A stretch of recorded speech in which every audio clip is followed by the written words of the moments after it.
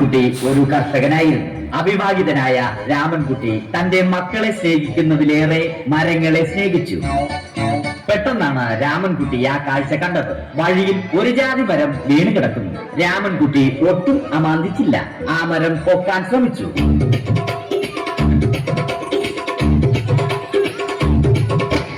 നടക്കുന്നില്ല. പിന്നെയും പിന്നെയും പൊക്കാൻ ശ്രമിച്ചു.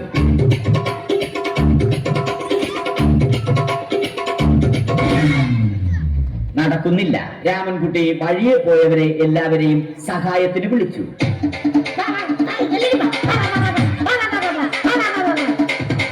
ആരും വന്നില്ല. അവസാനം കുടുംബശ്രീ യൂണിറ്റിൽ തൊഴിലുറപ്പിന് പോകുന്ന പെണ്ണുങ്ങളെ സഹായത്തിന് വിളിച്ചു.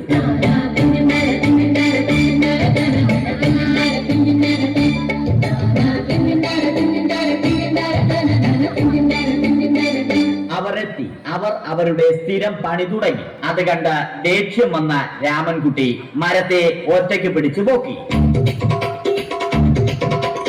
അത്ഭുതമെന്ന് പറയട്ടെ, മരം നേരെ നിന്നു. ഇത് കണ്ട തൊഴിലുറപ്പ് പെണ്ണുങ്ങൾ രാമൻകുട്ടിയോട് നോക്കുകൂലി ആവശ്യപ്പെട്ടു.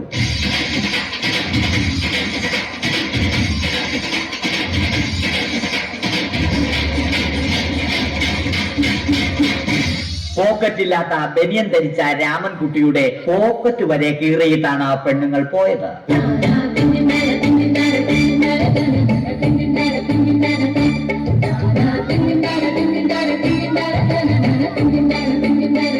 രാമൻകുട്ടി പിന്നീട് ഒന്നും ആലോചിച്ചില്ല.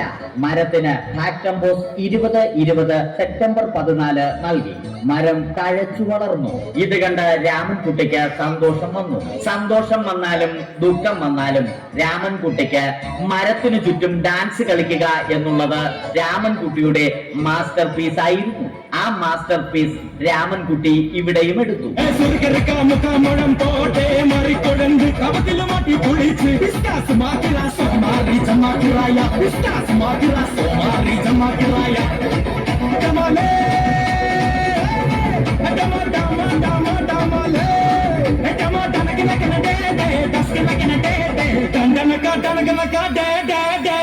രാമൻകുട്ടി ദൈവത്തോടായി പ്രാർത്ഥിച്ചു. നിങ്ങൾ എനിക്ക് ആയുസ്സും ആരോഗ്യവും തരൂ. ഞാൻ മരങ്ങളെ സംരക്ഷിച്ചു കൊള്ളാം. കാരണം മരം ഒരു വരമാണ്. അവന്റെ പ്രാർത്ഥന ദൈവം കേട്ടു. ആ മാവിൽ നിന്നും വീണ തേങ്ങ രാമൻകുട്ടി മോങ്ങാതെ ഇരുന്നു തിന്നു. അപ്പോഴാണ് രാമൻകുട്ടി മറ്റൊരു കാഴ്ച കണ്ടത്. രാഘവൻ വരുന്നു.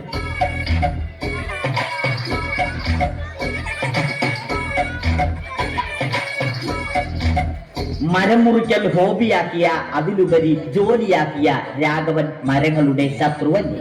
മരങ്ങൾ മുറിച്ച് ഫർണിച്ചർ പണിയുന്നത് തെറ്റൽ. അവനെ ഇതിൽ നിന്നും പിന്തിരിപ്പിക്കണം. അവർ തമ്മിൽ ഒന്നും രണ്ടും പറഞ്ഞു. സംസാരം മൂത്ത് വാക്കേറ്റമായി. അത് പിന്നെ അടിയിൽ കലാശിച്ചു.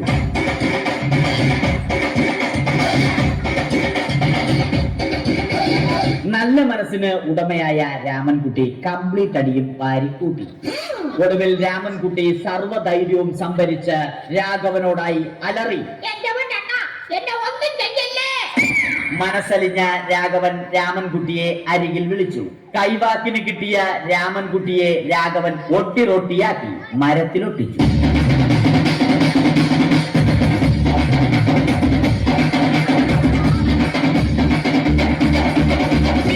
ഇന്നത്തെ പണി കഴിഞ്ഞ രാഘവൻ സംതൃപ്തിയോടെ വീട്ടിലേക്ക് മടങ്ങി.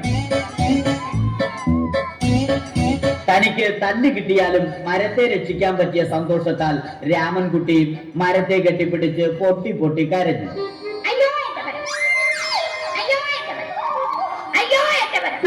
കാരണം മരം ഒരു വരമാണ്.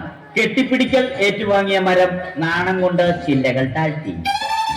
മരത്തെ രക്ഷിച്ച ക്ഷീണത്തിൽ രാമൻകുട്ടി മരച്ചുവട്ടിലിരുന്ന് ഉറങ്ങിപ്പോയി. പെട്ടെന്നാണ് അത് സംഭവിച്ചത്. പ്രകൃതി അതിന്റെ തനിക്കോണം കാണിച്ചു തുടങ്ങി. മഴയും കാറ്റും ഇടിയും വന്നു. അതോടൊപ്പം കോളും വന്നു. കോളെടുത്ത് രാമൻകുട്ടി പറഞ്ഞു.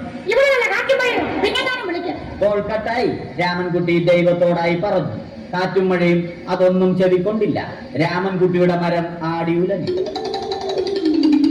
രാമൻകുട്ടി ദൈവത്തോടായി വീണ്ടും പറഞ്ഞു, മരം ഒരു വരമാണ്, മരത്തെ ഒന്നും ചെയ്യരുത്.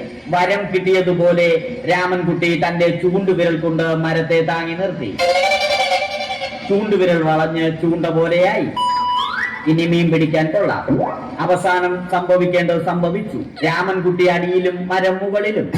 5 ശ്വാസം വലിക്കുന്നതിനു മുമ്പ് രാമൻകുട്ടി ദൈവത്തോടായി ഇങ്ങനെ പറഞ്ഞു, എന്റെ